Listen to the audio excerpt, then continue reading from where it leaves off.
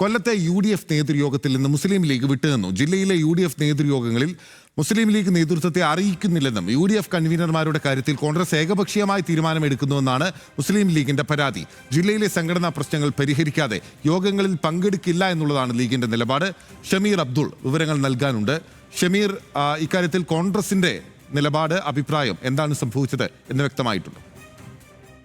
ബിനിൽ, നിലവിൽ ജില്ലയിലെ ലീഗ് നേതൃത്വവുമായി കൂടിയാലോചിച്ച് നിലവിലുള്ള പ്രശ്നങ്ങൾ പരിഹരിക്കാൻ കഴിയും എന്നാണ് ഇപ്പോൾ ജില്ലാ UDF നേതൃത്വം വ്യക്തമാക്കുന്നത്. പക്ഷേ കഴിഞ്ഞ കുറച്ചധികം കാലങ്ങളായി മുസ്ലിം ലീഗിനെ ജില്ലയിൽ അവഗണിച്ചുകൊണ്ടാണ് കോൺഗ്രസ് നേതൃത്വം പല പരിപാടികളും നടത്തുന്നത്. അതുകൊണ്ട് തന്നെ ഇപ്പോൾ നിലവിലെ സാഹചര്യത്തിൽ UDF യോഗങ്ങളിൽ പങ്കെടുക്കേണ്ട എന്നാണ് ഈ മുസ്ലിം ലീഗിന്റെ ജില്ലാ നേതൃത്വം നൽകിയിരിക്കുന്ന അണികളിൽ നൽകിയിരിക്കുന്ന വിശദീകരണം. എന്തായാലും ഇതുമായി ബന്ധപ്പെട്ട് ഇപ്പോൾ VD സതീശനും അടൂർ പ്രകാശും അടക്കമുള്ള നേതാക്കൾ ജില്ലാ UDF നേതൃയോഗത്തിൽ സംസാരിച്ചു കൊണ്ടിരിക്കുകയാണ്. പക്ഷേ ഇതിൽ പ്രധാന കക്ഷിയാകേണ്ടത് ലീഗാണ്. ലീഗ് പങ്കെടുക്കുന്നില്ല, പകരം RSPക്കാണ് മുൻഗണന നൽകി ഈ പരിപാടി ഇവിടെ നടന്നു പോകുന്നത്.